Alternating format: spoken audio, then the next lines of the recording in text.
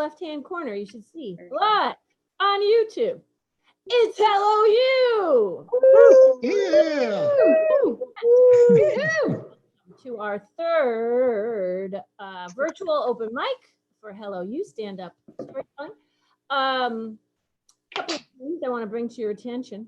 This is Pam would always like me to say this is an R-rated show because of language and adult situations that could be talked about. Also, we're live. Oh, right. What Scott said that once people start, we're all going to be muted, so no one's going to hear the laughter and the delight and the oohs and the ahs of understanding. So what is there's the chat room. You have to click it at the Zoom screen, and if you tap that or click it, it opens it up to the side, and that is where you can express your oohs and ahs and delights and LOLs and laughter. So there's that. Everyone who goes in the hat gets 5 minutes. And in order to keep us on time, if you are still going at 5 minutes, 30 seconds, Scott has been authorized to pull the spotlight and mute again. I gave a warning. This is the only one. Thank you. I'm scared of her. So tonight in the hat, so here's our hat. Yay! Yeah. Yay. In the Hello You stand-up storytelling hat. Gang, we have more. I wrote everybody tonight earlier when we were at 6. We have one more who came in before 6, so we're at 7. So not everyone's gonna get on. So here we go. Tonight in the hat, Julie Cavaco. Yay. Tomato. Yeah. Ocaprinos. Mirabal.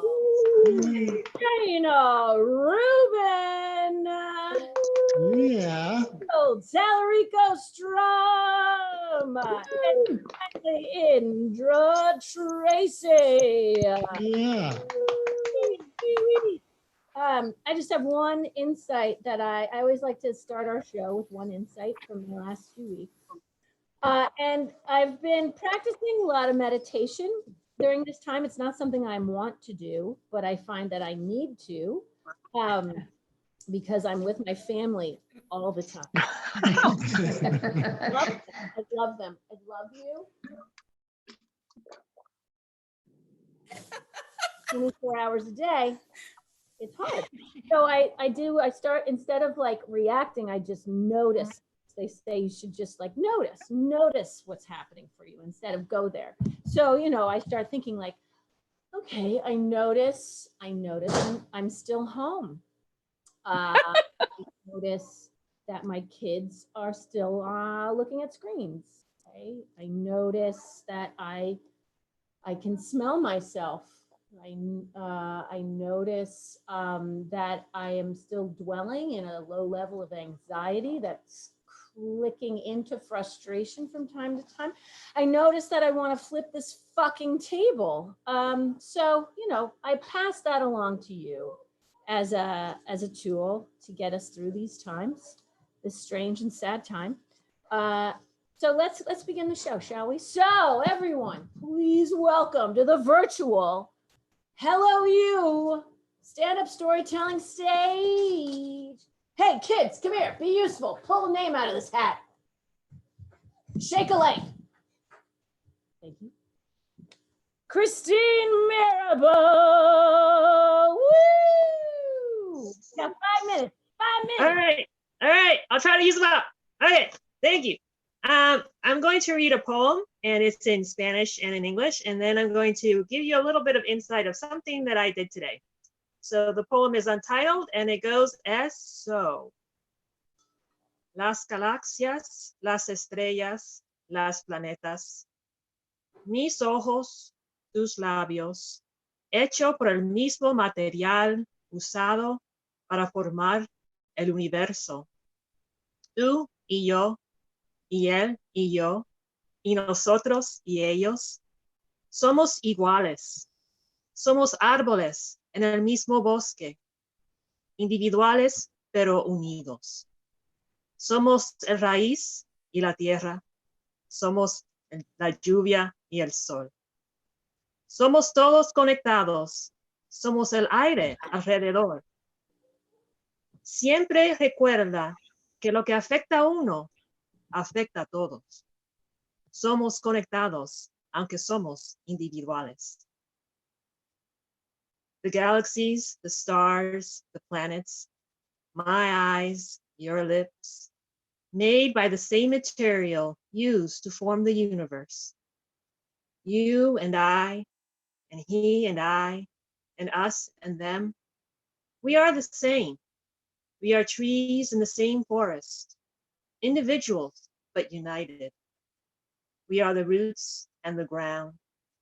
We are the rain and the sun. We are all connected. We are the surrounding air. Always remember that what affects one affects all. We are connected, even though we are individuals. So today I decided to take a little road trip. I went to the post office, which is like 3 miles away. I took my little car over there and I did my business. And I was feeling good about myself. And I said, you know what? I'm going to be adventurous. I'm going to go to the supermarket next door and I'm going to get a little travel-sized packet of hand wipes that I usually have in my purse. Now, I've had a packet in my purse for about, I don't know, 3 months or whatever. And it's about half done. And really, I'm not going to run out in the next 4 weeks. But I'm one of these people, like, I want to be prepared. I want to make sure I got everything.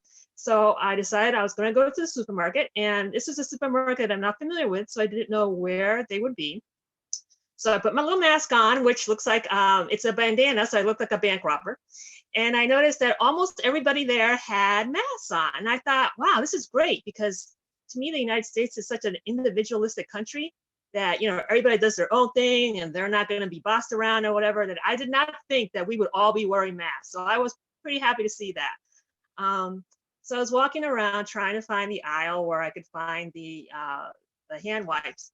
And I noticed that there was these little old ladies and they were wearing their masks. And I felt so bad for them because they're part of a vulnerable population. And I thought, oh my gosh, they must be scared that, you know, they could be, you know, infected. And so I felt bad for them. And I started feeling anxious for them. I found the aisle where these travel size handy wipes were. And of course, there are none there. It was gone. I'm like, all right, fine. Let's see if I can find like the big, huge containers of hand wipes. And so I went looking around all the aisles and I finally found where it would be. And of course, they were gone too. I'm like, you know what? This was not a good expedition. I think I'm going to go home instead. So I started making my way out. And as I was leaving, and I was seeing people with their masks and their individual masks. Everybody had different kinds of masks. I heard the song Eleanor Rigby come on over the loudspeaker and the lyric, All the Lonely People. And I felt, wow, that was so like appropriate. And so it felt like just right, because I felt like we were all in our own worlds because of these masks. We could only see half of our faces. We could only see our eyes. And I felt like these masks are kind of barriers. And obviously they're good barriers because we don't want to get anybody sick or be sick ourselves. But I just felt that it was just interesting that that happened at that time. So that's my observation. Thank you.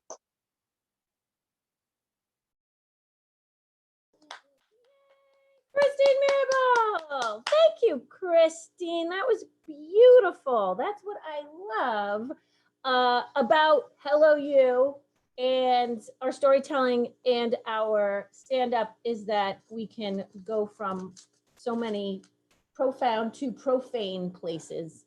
But thank you for starting us off in the profound place, Christine. And check out your chats, because people are telling you how lovely you are and the poem is and how poignant it is in this time of COVID-19, which is now 20. Oh, and that was your timer. Oh, thank you, timer, and thank you, Christine, for being our first one. Folks, I will remind you that when you have a minute left, this is what's going to show up in my screen to give you that warning that you have 1 minute.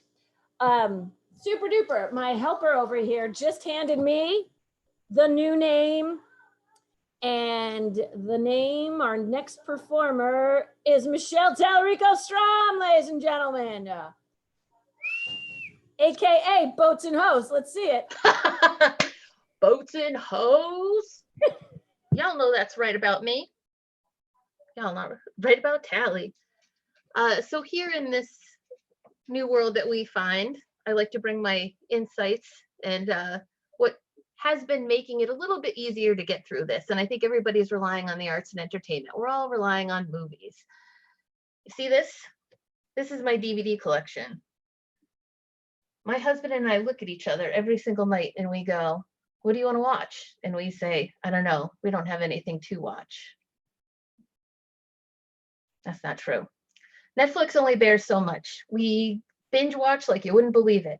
So I wanted to just throw by my recommendations for a good Friday night of movie watching here in this COVID-19 situation. A couple personal favorites of mine. Now, Tally watches movies based on her mood. So when I need a little pick-me-up, if it's been a rough day, I'm going to tell you what my #1 favorite movie is.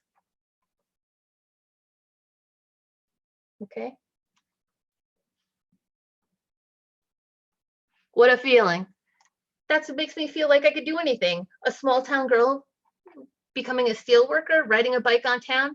This is what I dreamed to become when I was younger, unfortunately, to my parents' behest. You want to bring it in for the night? Or you need a great date night movie? Date night movie. I don't care what you say. I had a conversation about this. My husband didn't agree with me, but that's okay. Let me just tell you, Magic Mike is a date night movie. The other thing I wanted to mention is I noticed that Joe Kennedy III has been on Facebook everywhere. And he's the one thing that I just look at him, and the one thing that he reminds me of, I don't know if we have any Outlander fans out there, but he reminds me of Jamie Fraser from Outlander. That's exactly who he looks. Oh, but I'd like a point of reference, Michelle. Okay, so he looks like that guy, just a little. He looks like that guy, just a little. All right, enough of that. That's how you survive the weekend. What I really want to talk to you about is pants. I'm wearing them. Last time we went over, bras are what commonly are not worn during the week, and that's okay. But pants, let's talk about pants. Before all this started, I came to the revelation that I need to start wearing a belt because somebody told me that when I'm on stage, I'm pulling my pants up every time I say something. And they actually thought that it was part of my act. No, I'm just a slob who doesn't wear a belt. Because if you ask me, a belt is the serpent of the garment industry. They're just simply to constrict and make you feel comfortable. If I'm eating a meal, I want my stomach to grow into that pair of pants, not fight against the harsh tide of a leather, plastic, whatever belt they're made of. But I liked having the freedom of movement on stage. So the day before the state of emergency was issued for Massachusetts, I bought my belt. And then I saw the state of emergency as sort of an omen that I should not have bought a belt because maybe this is the universe saying, Tally, you're meant to have your pants fall down on you all the time. Isn't it just the charming part of who you are? The answer to that was no. You should wear a belt, especially if you buy your pants 2 sizes too big like I do. You like that room? You need to pull it in, sweetheart, especially if you're moving around. Another thing I want to tell you about, I want to tell you a quick story since we kind of got on the subject of movies. When I was 9 years old, I lived in this small sort of neighborhood in Orange, Massachusetts, where just the little trailers, trailer homes kind of lining up the street. And in one of the trailers, there were these 2 sisters, Ginny and Judy. They videotaped every single movie that was on HBO. And then they let everybody in the neighborhood rent them out. We didn't pay, we just signed a name. So I was being babysat by this 15-year-old kid named Kendall. And he was like, go to Ginny and Judy and see if they have a pocket of lips now. I was like, what's that? So I went over to Ginny and Judy and I said, Ginny and Judy, Kendall wants me to rent a pocket of lips now. And they're like, tell Kendall we don't have that kind of smut. And I'm like, what does that mean? So I back and I said, Kendall, they don't have a pocket of lips. And he's like, you fucking idiot. It's apocalypse now. I was like, that's it, gang. Have a great weekend.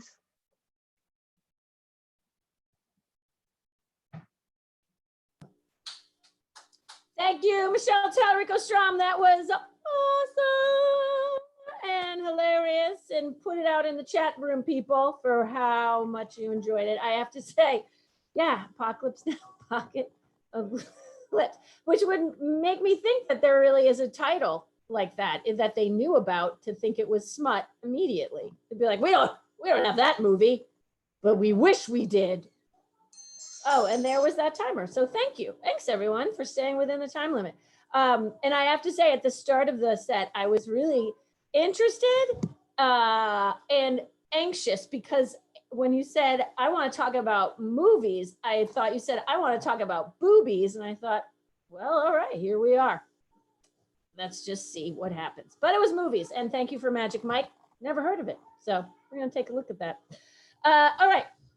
Hat, names, please bring a warm welcome in the chat room to Indra Tracy.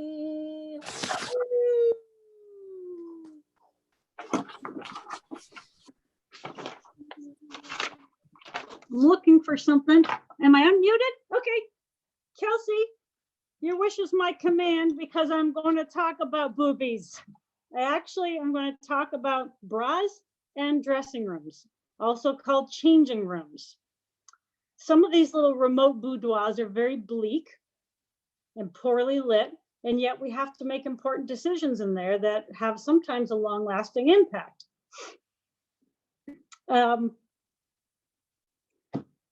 Ideally, you have 4 hooks, one for the clothes you're wearing, one for the clothes you're trying on, one for the yeses, and one for the nos.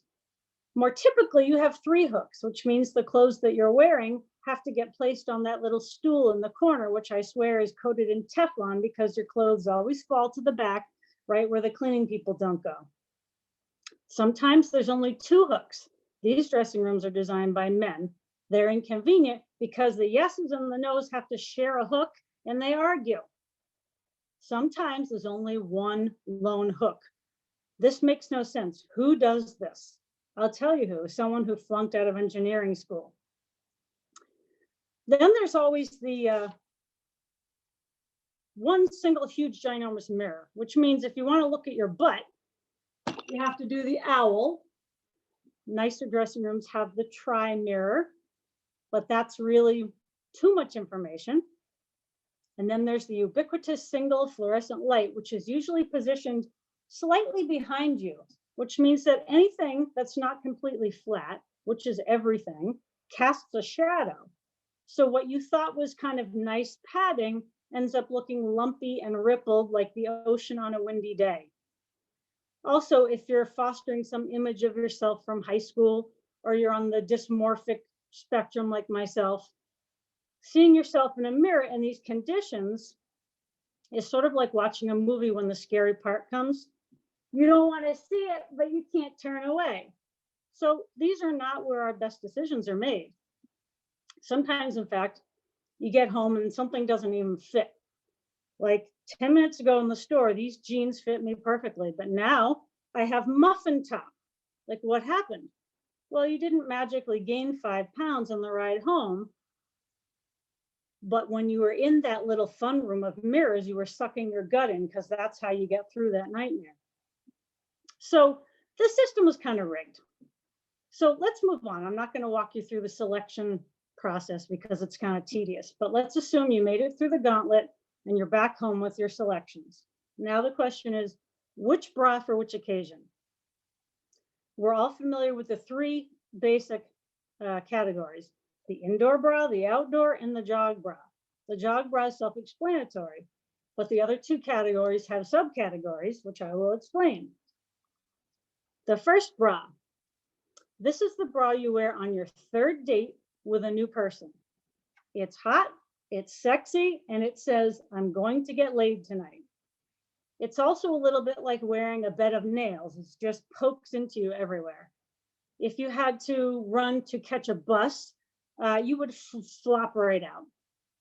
Number 2, this is the bra you wear on your first and second date with that new person.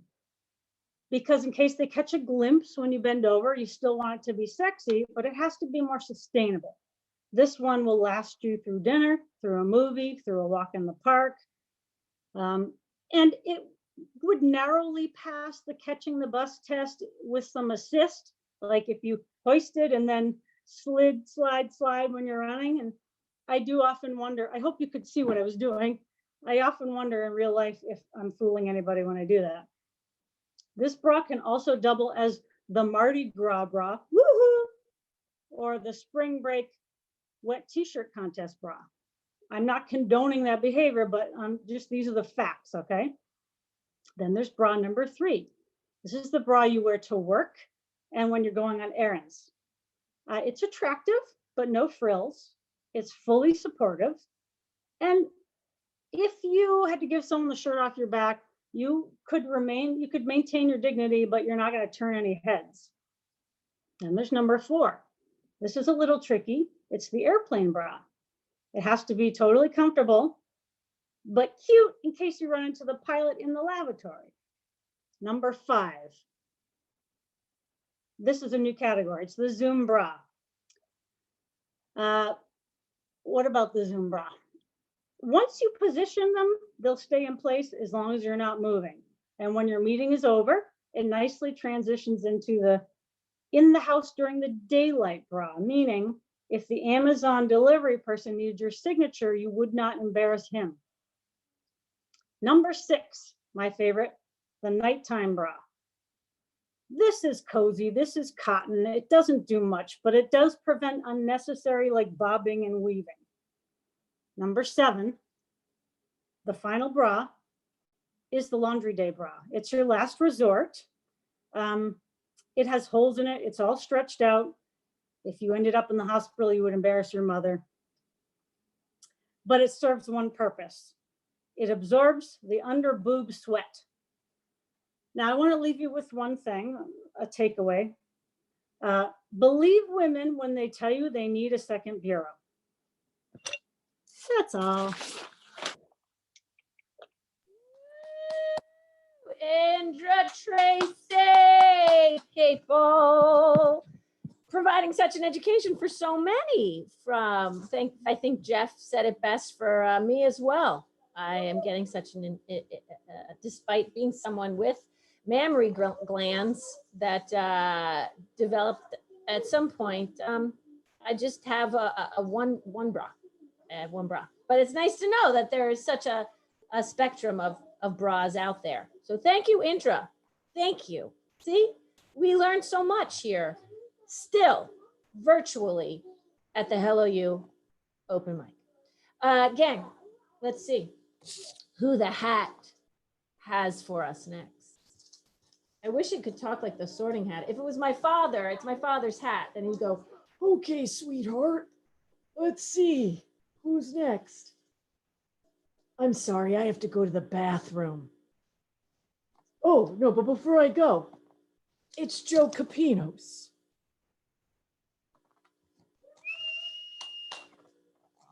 Okay, woo, hell yeah. Kelsey, I don't know if your kids are there. Maybe we'll do a little earmuff. Nobody's there? Okay, cool. Only reason I say that is because the other day I did a stupid video and I put it on Facebook and I didn't watch it first. I went back and counted. It's 2 minutes and like 10 seconds.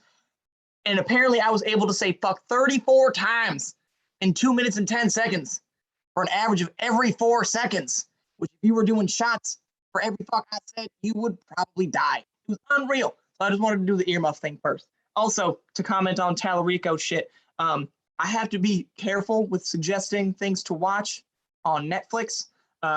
Reason I said that was I told a friend, I was like, hey, I've been watching this docu-series on the Unabomber, Ted Kaczynski, because it was really interesting and blah, blah, blah. And she was like, well, I got to be honest, you're in isolation right now, and you're starting to look a little like Ted Kaczynski, so I'm not going to open up your mail anytime soon. So I was like, you know what, maybe I need to, tone it down on what I suggest for movies to watch. But what I really want to talk about today was I've noticed that there's a lot of contradictions that are happening during Corona. Okay, I call them just Corona contradictions. Okay, people are giving tons of advice, and then they're not following up with their own shit. You know what I mean? And I don't understand why this is happening. I don't know how everybody got so good at telling people what they should do. I don't know if there was like a Zoom class that I missed that just gave everybody the power to give advice, but that's what everybody's doing now. Okay, if I'm gonna be honest, I've been doing something kind of behind the scenes. I've been trying to work on this little project for springtime and summertime. And it would involve me purchasing a vehicle. Okay. And I don't know about y'all, but before I purchase something, I like to lay eyes on it. Okay. I have bought so much shitty weed in my life because I didn't look at it. And I've learned a lot of lessons where I'm like, yo, like you got to look at the shit before you buy it. Okay.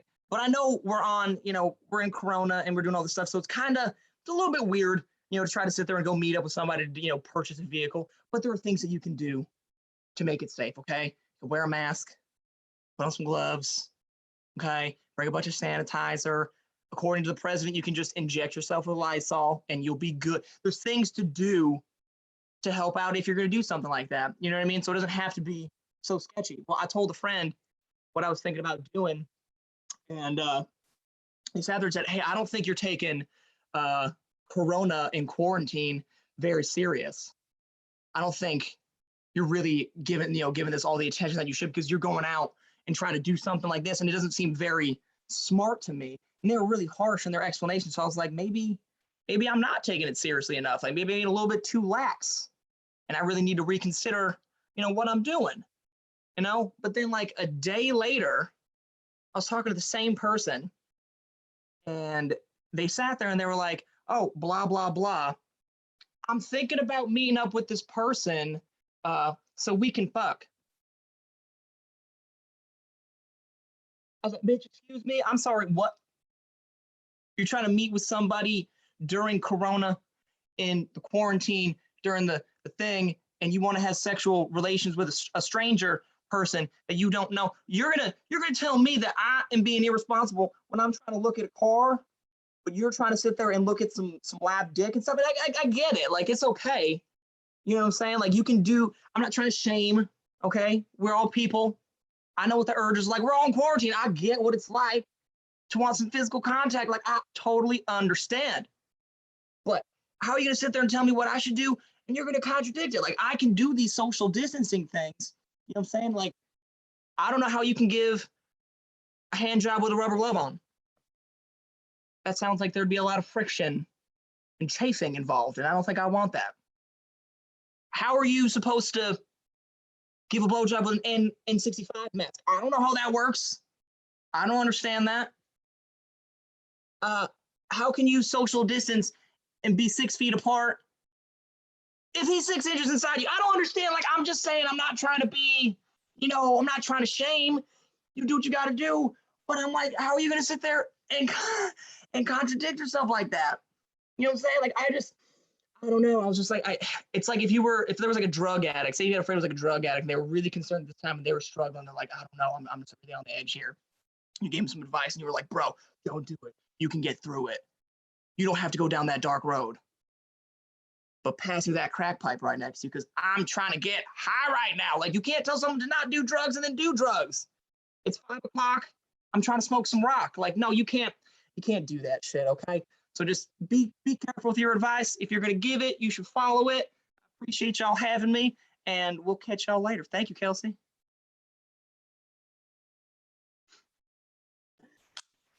I did unmute myself. Okay. Yay, Joe Capinos, ladies and gentlemen, laying down so many insights that you see it over there in the chat room, Joe. Unique insights, lots to think about. Yeah, I know. Hand job, rubber glove. Cheap, like heat. That's what I can think of. I mean, I know rubber gloves have given me a lot of traction lately on handlebars for bicycles, shopping carts. I wouldn't want that on tender skin. That's all I had to say about that. Because hand jobs have never entered my my world in that way. Not, yeah, still a lot to think about. Okay, here we go. And our next performer from the hat, Angie D'Amato. Uh-oh. Hello. Hello. So back in 6th grade, I was in a great music class. We had a great music teacher. And in our final class, she had a final exam. She said you could do these 10 things, and at the very last thing was to sing a song. So me and Julie Morrison said, we're gonna sing you a song, and we did, and we sang Rocket Man from Elton John. And I thought, well, I'm gonna channel my inner 6th grader tonight and tell you how I feel right now in this day tonight, to the tune of Rocket Man. And here goes. I filled the application in last night during cocktail hour 6 to 10.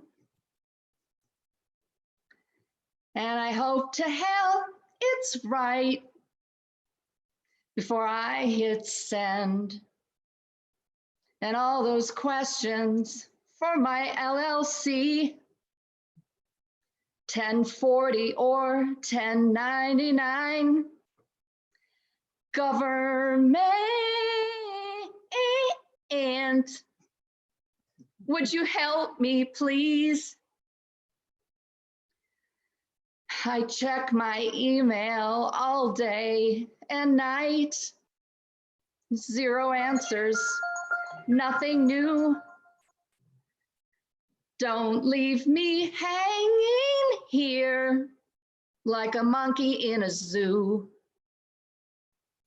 And checking status, I don't understand. You can't determine my eligibility. I can't even say it, but I'm a tax-paying citizen. Come on, help me. Well, I think I'm gonna wait a long, long time till PPP can really help me thrive. I'm not the kind of girl who begs the man. Oh, no, no, no. I need the government. Government, learning all the lingo here alone. And I think it's gonna be a long, long time till we can work and get to feeling fine. But would you please throw me a little bone? Oh, whoa, whoa, whoa. Bone me, government. Government. Afterward, I promise to leave you alone. And I don't think saying this is overblown, that I probably can't ever leave my home, 'cause I think it's gonna be a long, long loan. God, I know it's gonna be a long, long loan.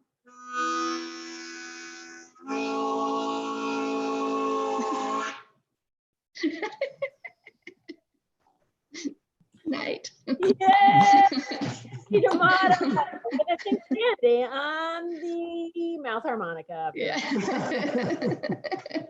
Oh, we so enjoy your songs. Just like someone said in the chat up there, this has been, if there's one positive to come out of this, Angie, it's your songwriting. That was wonderful. That was wonderful. But do check your phone, because that could have been them. I was worried. All right, everyone. Now here's the thing. There are 2 names left in the hat, but because I don't want to leave a name alone in the hat, we will hear from both performers tonight because we have some time. So don't go anywhere, even though we've had 6. Well, this is going to be our 6th performer. We will have 7 tonight. And I know you're thinking, well, Kelsey, if there's 8, will you have 8? No, 7. And that's enough. Okay, so next we're going to have Jana Rubin. Hello, everyone. It makes me very uncomfortable to do this and not hear if anyone's laughing. So I have a laugh track here. So I'm just gonna make you guys laugh, even if you don't want to. It's a foolproof way to make sure I don't bomb also. So I want to share a highlight of quarantine with you all. But before I do that, I have to address the elephant in the room, the obvious low point of my quarantine, which is my hair. I was left alone with my thoughts for a little too long, and I thought it would be cute to dye my hair blonde. Cute is in quotes for obvious reasons, and blonde is in quotes because it's actually just yellow. It's amazing what kind of unfortunate things can happen when no one is around to stop you. Another way that I've been spending some extra time that I've had on my hands is by getting into the nitty gritty of my electric bills, you know, trying to cut costs where I can. And what's interesting is that they split the bill into two categories, your usage and your delivery charges. And I realized that every month, what I get charged in delivery is more than what I get charged in usage. And at first I was like, I don't know, maybe that makes sense. I'm new to adulthood. I don't know how far my electricity is traveling to get to me. But then I was driving down the street the other day and I noticed that my electric company's headquarters are less than a mile from my apartment. So how the fuck are they gonna charge me $80 to deliver my electricity? I'll just go pick it up myself next month. Real talk though. Oh shit, I forgot the laugh track, hold on. Real talk though, how much electricity do you think I can fit in my Prius? Okay, so on to the good things to come out of quarantine. I'm losing my wallet significantly less than I was before quarantine. Actually, 0 times since quarantine began. Now, I know what you're thinking, it doesn't sound like a small feat. I mean, it doesn't sound like a big feat, but if you know me, you know that it's a huge feat for me because my my peak of worst wallet record was I was buying a new wallet about once every month. Now, new wallet doesn't equal the amount of times that I lost my wallet. So I definitely lost my wallet more than once per month. Oftentimes it was found very quickly at one of the 2 restaurants that I go to weekly, or was mailed back to me by a kind stranger. But a couple months ago, my friend for my birthday bought me a luxury wallet. Now, it was the most terrifying gift I've ever received because not only do I have a disturbing track record when it comes to losing wallets, but it was a very tiny wallet because she knows I love tiny things. So she bought me the tiniest wallet imaginable. Wallet's actually too generous of a term for what it is. It's a card holder with exactly 4 slots, 2 for my credit cards, 1 for my driver's license, and 1 for the tracking device that I bought to protect my most precious, most expensive item that I own. So, sorry, I forgot where I was. Oh, the only problem with this airtight system is that there isn't enough room for cash. So I'm a tipped employee, so I have cash on hand all the time. And what happened was, instead of losing my wallet, I would just walk down the street with cash just flowing out of my pockets. Chances are, if you found a dollar bill on the ground anywhere in or near Northampton between the months of January and March, it was mine. You're welcome. I'm not even mad about it, you know? I would rather lose cash daily than lose my precious tiny little Gucci wallet or have to spend another goddamn fucking day at DMV replacing my driver's license. So the moral of the story is it's hard to lose your wallet when you have a tracking device in it, and even harder to lose it when you don't ever leave the house. Now I'm gonna do a clapping, and that's you guys clapping for me. Thank you. Yay! Here's some real clapter. That's audience. That's applause and laughter and clapping all together. I never see myself clap before. This is distracting. Hey, Jana Rubin, ladies and gentlemen. Jana Rubin. Thank you again for letting us into your beautiful home in the background. And for sharing that insight about wallets. Luxury wallet being tiny, I feel like that is an oxymoron. I feel like luxury wallet, you should be able to like climb into yourself and lie down from time to time. All right, friends, just so that we can be done, so that we can start the 8 o'clock live HVC show, we're gonna go right to our final performer of the night. Please give a warm virtual welcome to Julie Cavaco. Hello, hello. How is everybody? Seems like everyone's doing good on the chat. I'm here because I've been starting to dream about going shopping. So yesterday morning, I woke up in sort of a panic because I dreamt I was shopping to get things I wasn't able to get. So I got up and I made it up to the Big Y within maybe like 26 minutes. I was there 20 minutes early, so I had to kill time in the not too bad car. It wasn't too cold out. I sat there and I waited, and then I heard other cars come up. So I ran up to the front so I would be the first one in because, you know, I got there so early. But we still have some time to wait. And so we sit there and we're sitting there talking about masks and like the best way to fix them and how to keep the steam from our glasses. Do you use soap or do you use shaving cream? Someone else had some other really great idea, but we pretty much, you know, went with the shaving cream part of it. So I go into the store and there's this man who's got like a t-shirt that's folded 6 ways, mothering his face wrapped with a string. You can tell he's really not into the mask thing. I, on the other hand, am totally into mask. I've played around with bandanas. I played around with the bandit style. I've cut up t-shirts. I've done the whole route. I'm sort of obsessed with the best way to wear a mask because I'm going to be wearing masks for a while because I work with the public and in the library.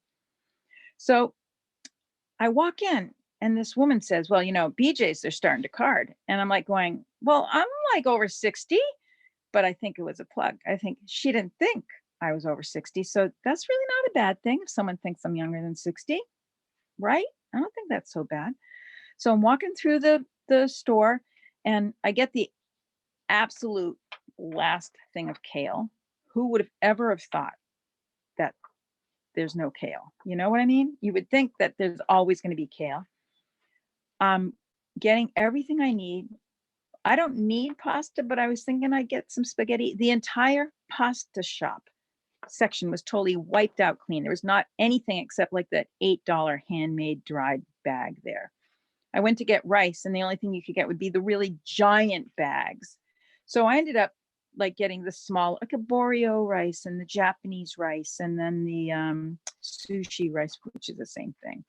And so I made my way through and I'm going to the checkout counter and, you know, I'm unloading it and I bring it all home. And that's when it really gets weird. You realize, oh, wait a minute. Okay, so I'm on my porch and I leave some cans on my porch for 3 days. And then other things we transfer into bags.